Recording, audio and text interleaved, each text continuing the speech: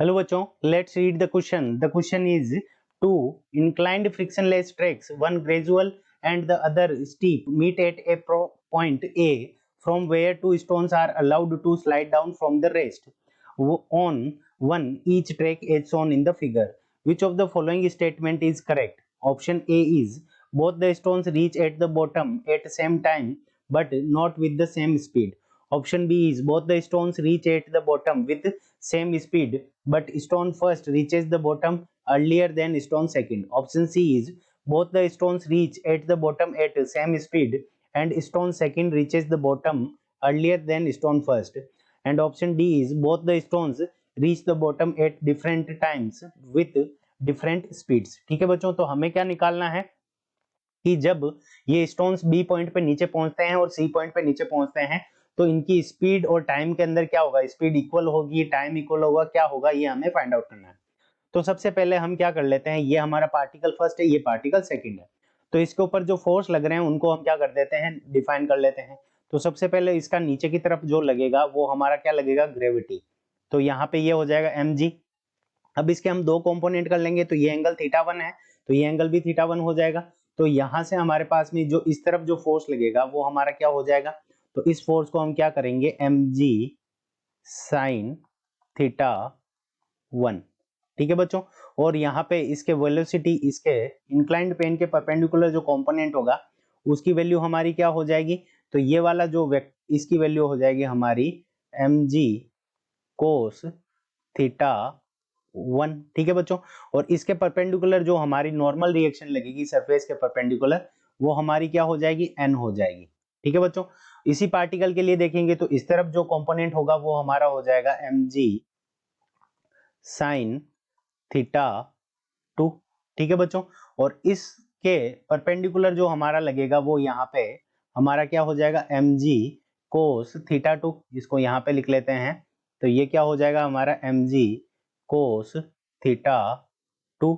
और यहाँ पे परपेंडिकुलर जो नॉर्मल रिएक्शन लगेगी वो किसके बराबर होगी, mg cos θ2 के बराबर. ठीक है बच्चों, अब देखो इसके ऊपर, इन पार्टिकल के ऊपर कोई भी एक्सटर्नल फोर्स नहीं लग रहा, इसका मतलब क्या हो जाएगा कि इनकी एनर्जी क्या रहेगी, कंजर्व्ड रहेगी, यानी ए पे टोटल एनर्जी और बी पे टोटल एनर्जी. तो यहाँ पे हम लिख लेते हैं ई टोटल, यानी total energy at point A is equals to क्या हो जाएगा, E total at point B. ये क्या होगी, इक्वल होगी. इसी तरह से सेकंड पार्टिकल के लिए क्या हो जाएगा, E total at A is equals to E total at C. ये दोनों क्या होगी, इक्वल होगी, यानी टोटल मैकेनिकल एनर्जी इस पार्टिकल के लिए, इस पार्टिकल के लिए, दोनों के लिए क्या रहेगी, इक्वल रहेगी. ठीक है बच्चों, अब टोटल मैकेनिकल एनर्जी यानी क्या हो जाएगा, kinetic energy plus potential energy. तो ए पॉइंट पे ये दोनों क्या हो रहे हैं, रेस्ट से स्टार्ट हो रहे हैं. तो देखो रेस्ट से स्टार्ट हो रहे हैं तो यानी वी ए यानी इनिशियल वेलोसिटी ए पॉइंट पे क्या हो जाएगी, 0. तो काइनेटिक एनर्जी पे ए पॉइंट पे 0 और पोटेंशियल एनर्जी की वैल्यू कितनी हो जाएगी, तो mg h, ये h हाइट पर है, इज इक्वल्स टू. अब देखो बी पॉइंट पे पहुंचेगा तो यहाँ पे हम वेलोसिटी मान लेते हैं कि उसकी कितनी हो जाएगी, वी बी हो जाएगी, तो half m V B square. अब बी पॉइंट पे पोटेंशियल एनर्जी हमारी क्या हो जाएगी, 0 हो जाएगी. ठीक है बच्चों, तो यहाँ से हमारे पास में वी बी की जो वैल्यू आ जाएगी वो कितनी आ जाएगी, m से m कैंसिल हो जाएगा, तो यहाँ से वी बी की वैल्यू आ जाएगी स्क्वायर रूट 2gh. ठीक है बच्चों, इसको दे देंगे हम इक्वेशन नंबर फर्स्ट. ठीक है, अब देखो इस सेकंड पार्टिकल के लिए देखते हैं, तो ए पॉइंट पे हमें सबसे पहले क्या निकालनी है, kinetic energy plus potential energy. अब ए पॉइंट से ये भी रेस्ट से स्टार्ट हुआ है तो काइनेटिक एनर्जी 0, पोटेंशियल एनर्जी कितनी हो जाएगी, इसका भी मास m है तो mgh. ठीक है, और सी पॉइंट पे जब पहुंचता है तो इसकी वेलोसिटी कितनी मान लेते हैं, तो सी मान लेते हैं, तो half m V C square. और सी पॉइंट पे पोटेंशियल एनर्जी क्या हो जाएगी, 0 हो जाएगी, क्योंकि ये ग्राउंड पे है तो h इज इक्वल टू 0. तो यहाँ पे ये पोटेंशियल एनर्जी 0, m से m कैंसिल हो जाएगा, तो यहाँ से हमारे पास में वी सी की वैल्यू कितनी आ जाएगी, स्क्वायर रूट 2gh.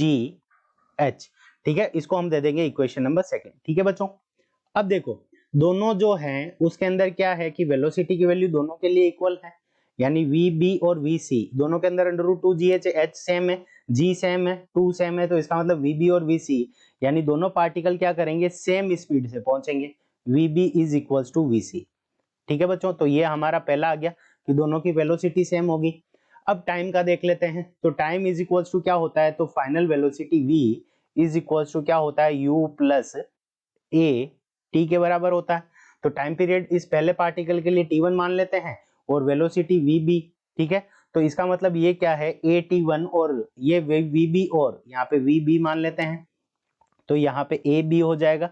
यानी अगर फर्स्ट पार्टिकल के लिए देख रहे हैं, इसको फर्स्ट पार्टिकल मानते हैं, तो यहाँ पे v1, ठीक है बच्चों।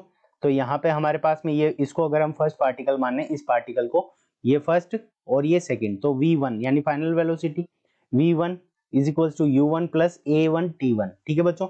और इसी के लिए क्या हो जाएगी v2, ठीक है, इज इक्वल टू क्या हो जाएगा u2 प्लस a2 t2, ठीक है बच्चों। अब यहां से देखो u1 की वैल्यू दोनों ही क्या है, जीरो, सेम पार्टिकल पे स्टार्ट हो रहे हैं, तो इसका मतलब क्या हो जाएगा, और v यानी vb और vc बराबर है, इसका मतलब v1 और v2 बराबर है, तो इसका मतलब फाइनल वेलोसिटी बराबर है। तो और ये जीरो है दोनों के लिए, ये जीरो है, ये दोनों के लिए सेम है, तो a1 t1, तो यहां से हमारे पास में क्या आ जाएगा, a1 t1 is equals to a2 t2, ठीक है बच्चों। a1 t1 is equals to a2 t2। अगर हम यहां से देखें तो t1 और t2 इसका रेशियो क्या हो जाएगा, t1 upon t2 is equals to क्या हो जाएगा हमारा, a2 अपॉन a1, यानी इनका एक्सेलरेशन कितना है, उसके इनवर्सली प्रोपोर्शनल होगा टाइम लगने का, ठीक है बच्चों। तो अब देखो यहाँ पे जब जैसे ये रेस्ट से आएंगे तो नीचे की तरफ फोर्स क्या लग रहा है, mg sin θ1, ये नीचे की तरफ इसको खींचने की कोशिश कर रहा है फर्स्ट पार्टिकल के लिए अगर देखें, तो यहां से हमारे पास में क्या आ जाएगा, न्यूटन सेकंड लॉ से mg sin θ1 is equals to m a1, तो यहां से m से m कैंसिल हो जाएगा, तो a1 बराबर क्या हो जाएगा, g sin θ1, और इसी तरह से a2 की वैल्यू अगर हम निकालेंगे तो a2 इज इक्वल्स टू क्या हो जाएगा हमारे पास में, g sin θ2, ठीक है बच्चों। तो यहाँ पे a1 और a2 की वैल्यू इसके अंदर अगर हम रखें तो हमारे पास में time period t1 upon t2 is equals to a2 की वैल्यू क्या है, g sin θ2 अपॉन यहाँ पे, ठीक है, और इसकी वैल्यू क्या हो जाएगी, g sin θ1। अब g से g कैंसिल हो जाएगा, तो हमारे पास में क्या आ जाएगा, sin θ1 upon sin θ2 upon sin θ1। अब देखो sin थीटा क्या है, इंक्रीजिंग फंक्शन है, तो sin θ2 की वैल्यू क्या होगी, sin θ2 की वैल्यू sin θ1 से बड़ी होगी, ठीक है बच्चों, क्योंकि θ2 यहाँ पे देखो ये स्टीप दे रखा है और ये स्मूथ दे रखा है, स्टीप मतलब एंगल ज्यादा है, तो sin θ2 की वैल्यू sin θ1 से बड़ी है। इसका मतलब क्या हो जाएगा कि ऊपर वाली वैल्यू बड़ी है, इसका मतलब क्या हो जाएगा कि जो t1 है उसकी वैल्यू t2 से बड़ी है, यानी जो सेकंड पार्टिकल है उसको टाइम क्या लगेगा, सेकंड पार्टिकल को जो टाइम लगेगा वो क्या लगेगा, कम लगेगा, पहले पार्टिकल को जो टाइम लगेगा वो हमारा क्या हो जाएगा बच्चों, ज्यादा हो जाएगा। तो t1 is greater than t2 because sin θ2 is greater than sin θ1 और t1 अपॉन t2 की वैल्यू ये ग्रेटर देन 1 हो जाएगी, ठीक है बच्चों। तो वेलोसिटी तो इक्वल होगी और सेकंड पार्टिकल को क्या लगेगा, कम टाइम लगेगा, ठीक है बच्चों। तो ये हमारा करेक्ट आंसर है। अब देखते हैं कि कौन से ऑप्शन के अंदर ये गिवन है। तो देखो both the stone reach at the bottom with the same speed and the second stone second reaches the bottom earlier than stone first, so option C is the correct answer of this question, क्योंकि T2 की value कम है इसलिए second stone जल्दी से reach कर जाएगा, so option C is the correct answer of this question. I hope you understood it well. All the best.